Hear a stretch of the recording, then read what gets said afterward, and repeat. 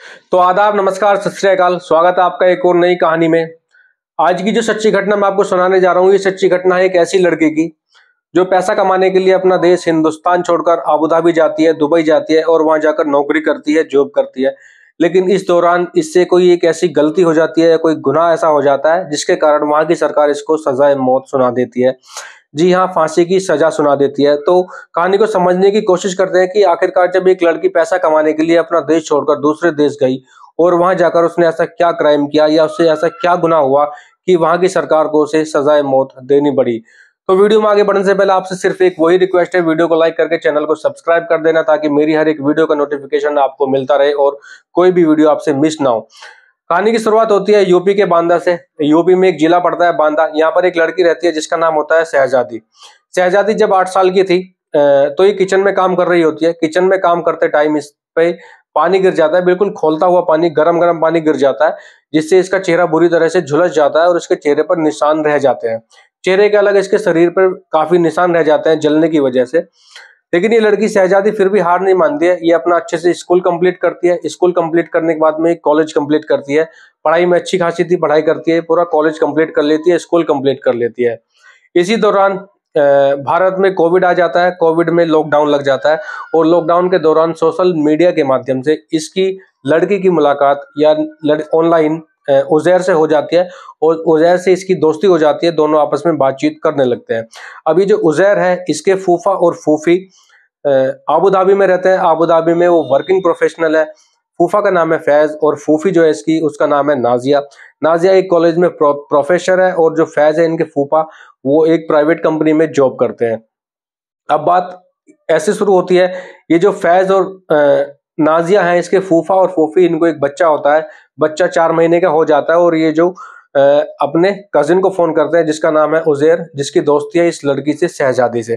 ये उजैर को बोलते हैं कि हमें एक ऐसी महिला की तलाश है जो बच्चे की देखभाल कर सके, जो नैनी का काम कर सके, हम उसको सैलरी भी देंगे।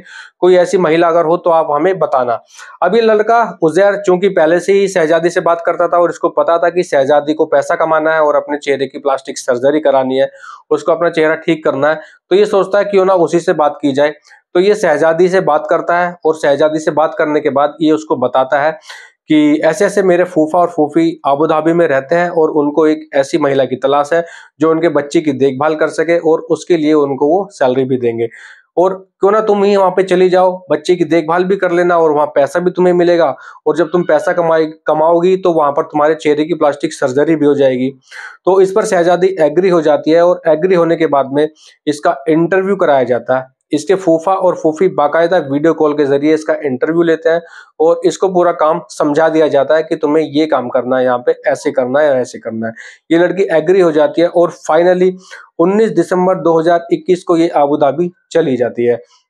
वहां जाने के बाद में इसका काम स्टार्ट हो जाता है। वही बच्चे की देखभाल, देख रेख, दूध पिलाना, खिलाना बच्चे को, सब कुछ काम शुरू हो जाता है। अब चूंकि ये लड़की काफी पढ़ी लिखी थी, अच्छी खासी पढ़ी थी, तो इसका मन इस काम से थोड़े ही दिन में ऊब जाता है और ये बाहर नौकरी करने की जिद करने लगती है। अपनी मालकिन से बार बार बोलती थी कि मालकिन मुझे बाहर नौकरी करनी है। अब क्योंकि ये गई शर्त पे थी कि ये बच्चे की देखभाल कर ले, तो इसकी जो मालकिन होती है वो इस बात पे एग्री नहीं होती और वो मना कर देती है।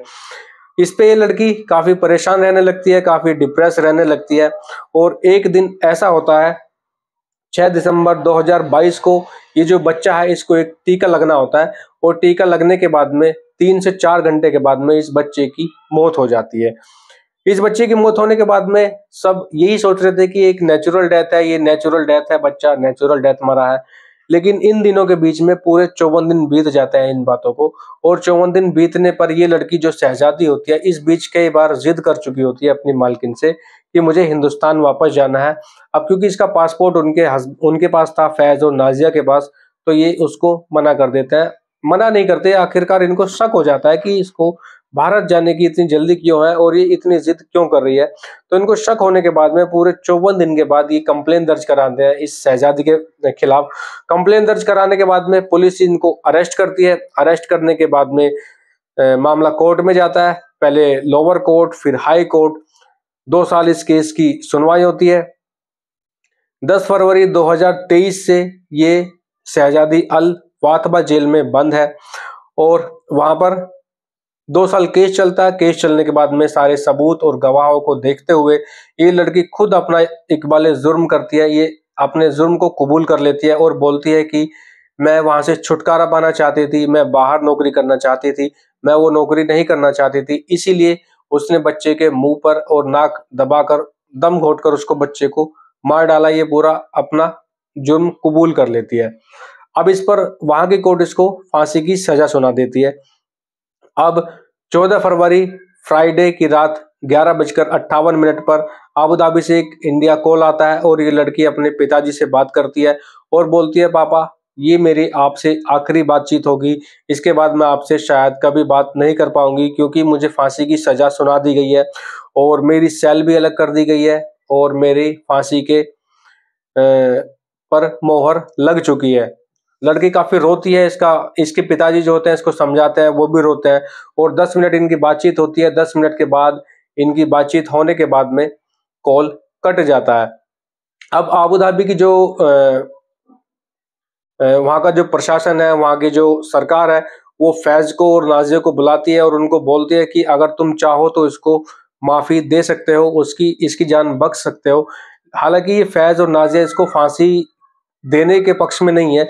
वो ये बोलते हैं कि इन्होंने इससे क्राइम तो किया है, लेकिन इस क्राइम की इसको सजा भी मिलनी चाहिए। वो ये सोचते हैं कि इसको 10 साल, 15 साल, 20 साल की सजा मिले, लेकिन फांसी ना मिले। लेकिन ऐसा वहां नहीं हो सकता। वहां के कानून में या तो वहां का जो कानून है, जैसे कि हाथ अगर किसी ने किसी काट दिया, हाथ के बदले हाथ, मौत के बदले मौत, तो ऐसा ही वहां पे है। या तो वहां पर माफी इसको मिल सकती है, माफी मिलने के बाद में इसको बिल्कुल बाइज्जत रिहा कर दिया जाएगा, या फिर इसको फांसी दी जाएगी, क्योंकि वहां पर फांसी वहां पर सजा नहीं बदली जा सकती, सिर्फ और सिर्फ माफी दी जा सकती है और सजाए मौत दी जा सकती है।